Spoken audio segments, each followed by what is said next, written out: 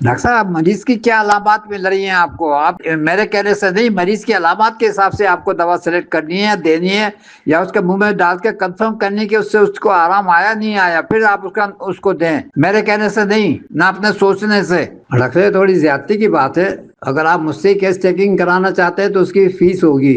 السلام علیکم سر، میں نے تو فی الحال کچھ بھی نہیں دیا ہے، میں نے سمجھا کہ آپ سے کنفرم کر لوں تو پھر ویسا ہی کروں گا۔ آپ نے اس کی علامات لی، دوا سلیکٹ کی، قطرہ منہ میں ڈال کر کنفرم کیا، آپ مجھ سے کیا پوچھ رہے ہیں؟ کتاب میں سب کچھ لکھا ہوا ہے، آپ کا تجربہ بھی بتائیں کہ آپ نے کیا اس کے ساتھ کیا، تاکہ پھر میں آپ کو مشورہ دوں۔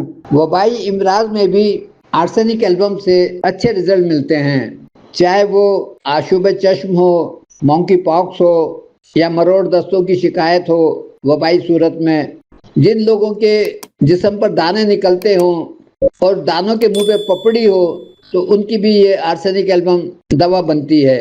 ایسے میرے پاس اکثر مریض آئے، جب میں نے دیکھا کہ ان کے دانوں کے منہ پہ پپڑی ہے، میں نے آرسینک ایلبم 30 دی، ان کو سکون بھی ملا اور دانے بھی ختم ہو گئے۔ کنپٹیوں میں درد، اس کی پراپر دوا ہے۔ یہ درد کنپٹی سے شروع ہو کر اوپر سر کی طرف پھیلتا ہے۔ جن لوگوں کو پانی کی کمی ہو جائے تو ایسے لوگ 1-2 گھونٹ سے زیادہ پانی نہیں پیتے، بار بار پیتے ہیں، چونکہ وہ ڈی ہائیڈریٹڈ ہو گئے ہیں، اس وجہ سے ان کو بار بار پانی کی طلب ہوتی ہے، لیکن پانی ان کو سما نہیں پاتا، آدھے گلاس سے زیادہ پانی نہیں پی سکتے۔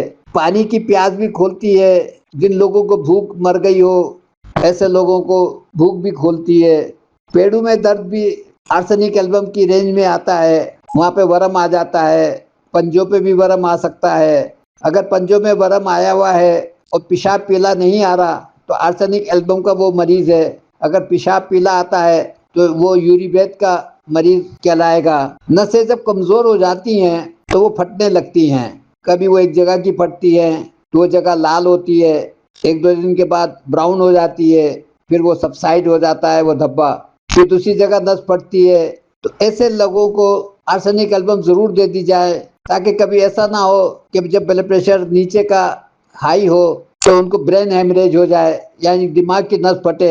یہ کچھ دن دے دی جائے آرسینک ایلبم 30، تاکہ برین ہیمریج کی طرف ان کا مرض نہ جائے۔ تنفس میں تنگی بھی آرسینک ایلبم کی علامت میں سے ایک علامت ہے۔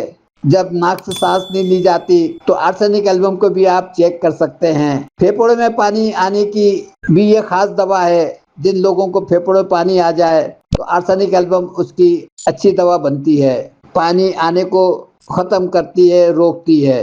السلام علیکم سر۔ سر ناک کے گدود کا بڑھ جانا، تو اس کے لیے بچہ ہے 5-6 سال کا، ناک کا گدود بڑھ گیا، اس کے لیے سر رہنمائی فرما دیں۔ وعلیکم السلام ڈاکٹر صاحب، کون سے گدود ہیں؟ کس وقت اس کو تکلیف زیادہ ہوتی ہے؟ آپ نے کیا دوائی دی ابھی تک؟ کس سے اس کو فائدہ نہیں ہوا؟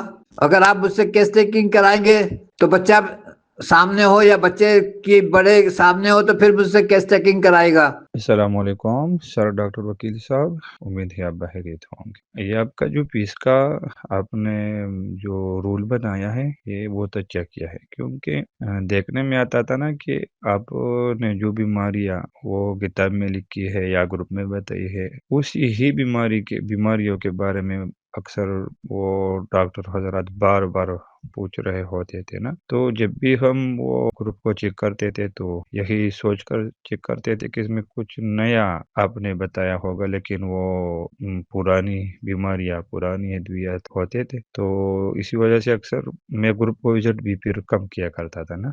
تو اسے یہ اب وہ اچھا ہوگا نا کہ جب بھی کوئی پوچھے گا تو کوئی نیا آپ دوائی بتائیں گے، نئی کوئی بیماری ہوگی جو کہ کتاب میں بھی نہیں ہوگی یا گروپ میں بھی نیا ہوگا، یہ اچھا ہے، ٹھیک ہے۔ کیونکہ میں بھی گروپ میں بہت مدت سے ہوں، لیکن ظاہر ہے کتاب سے دیکھ کر وہ میں پریکٹس کرتا تھا، یا آپ کے جو یوٹیوب چینل ہے اس سے دیکھ کر ہو سکتا تھا، لیکن بعض حضرات یہ کم ہمتی کرتے تھے نا۔